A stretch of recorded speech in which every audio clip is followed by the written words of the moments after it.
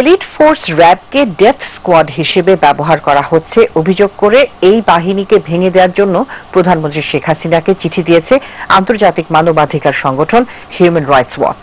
রোববার সংগঠনের এশিয়া অঞ্চলের পরিচালক ব্র্যাড অ্যাডামস প্রধানমন্ত্রীকে দেয়া এক চিঠিতে বলেন, বাংলাদেশ সরকার র্যাব সংস্কারের মধ্য দিয়ে এই বাহিনীর জবাবদিহি নিশ্চিত করার অঙ্গীকার করে এলেও তা পূরণে ব্যর্থ হয়েছে। এছাড়া নারায়ণগঞ্জের 7 খুনের ঘটনায় র্যাব সদস্যদের ভাড়াটে খুনি হিসেবে কাজ করার তথ্য প্রমাণ পাওয়ার পর বাংলাদেশে ক্ষোভের সৃষ্টি হয়েছে। র্যাব সদস্যরা ক্ষমতাসীন দলের এক নেতার হয়ে ওই কাজ করে বলে অভিযোগ রয়েছে।